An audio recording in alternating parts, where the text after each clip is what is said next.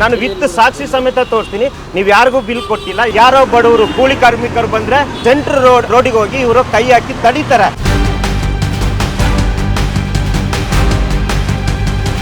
ಅದೇ ರಾಜಕೀಯ ಮುಖಂಡರು ಬಲಿಷ್ಠರು ಬಂದಾಗ ಅವ್ರಿಗೆ ಸೆಲ್ಯೂಟ್ ಹೊಡೆದು ಕಳಿಸ್ತಾರೆ.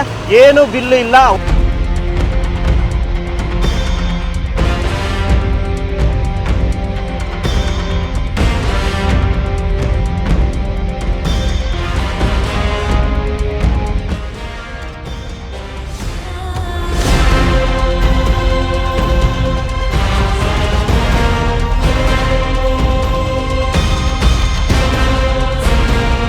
ನಮಸ್ತೆ, ಏನು ಮಾಡ್ತಾ ಇದ್ರಿ ಸರ್? ಸರ್ ಇಲ್ಲ, ನಾವು ಒಂದಷ್ಟು ಹೊತ್ತು ಅಬ್ಸರ್ವ್ ಮಾಡ್ತಾ ಇದ್ದೀವಿ. ನೀವು ಅಬ್ಸರ್ವ್ ಮಾಡ್ತಾ ಇದ್ರಿ ಅನ್ಸುತ್ತೆ. ಯಾವುದಕ್ಕೂ ಬಿಲ್ ಕೊಡ್ತಾ ಇಲ್ಲ. ನನ್ನ ಹತ್ರ ಸಾಕ್ಷಿ ಇದೆ ಸರ್.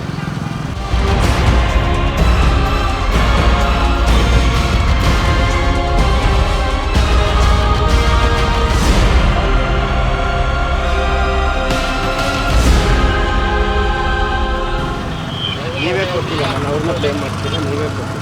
ಇಲ್ಲ, ಕೊಟ್ಟಿದ್ದೀವಿ ಸರ್. ನನ್ನ ಹತ್ರ ಸಾಕ್ಷಿ ಇದೆ. ಇಲ್ಲ ಸರ್, ಸುಮ್ಮನೆ ಬರ್ತಾ ಇದೆ. ಸಾಕ್ಷಿ ಇದೆ ಎಲ್ಲ ಆಲ್ಮೋಸ್ಟ್ ಎಲ್ಲ ಕೊಟ್ಟಿದ್ದೀನಿ.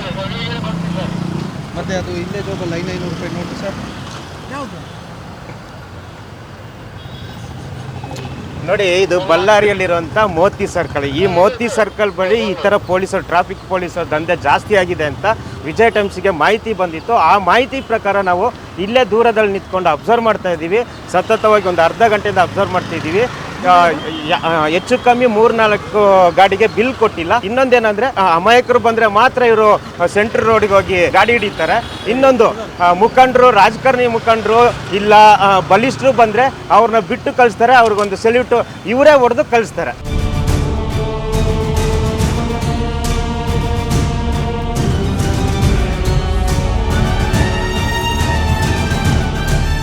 ಓಡೋ ಹಿಡಿದಪ್ಪ ಅಂದ್ರೆ ಅವ್ರು ಏನೋ ಅನಾಹುತ ಆದ್ರೆ ನಮಗೆ ಸಮಸ್ಯೆ ಆಗ್ತಾವೆ.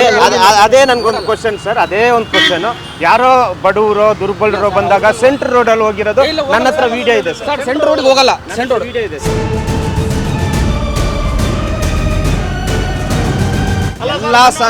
ಎಲ್ಲ ಸಾಕ್ಷಿ ಆ ವಿಡಿಯೋದಲ್ಲಿದೆ ಸರ್. ಎಲ್ಲ ಸಾಕ್ಷಿ ವಿಡಿಯೋದಲ್ಲಿದೆ.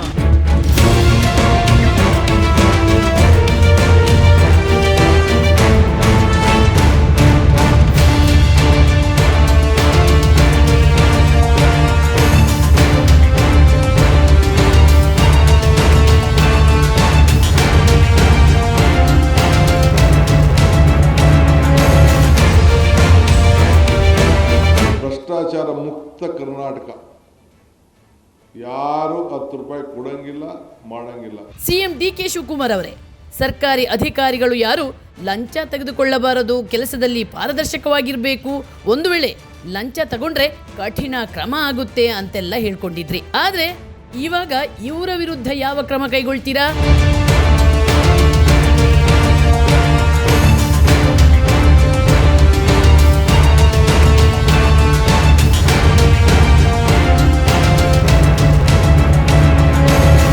ಪ್ರಿಯಾಂಕ್ ಖರ್ಗೆ ಅವರೇ, ನಿಮ್ಮ ಇಲಾಖೆಯಲ್ಲಿ ಲಂಚಾವತಾರ, ಭ್ರಷ್ಟಾಚಾರ ಎಲ್ಲೇ ಮೀರಿದೆ.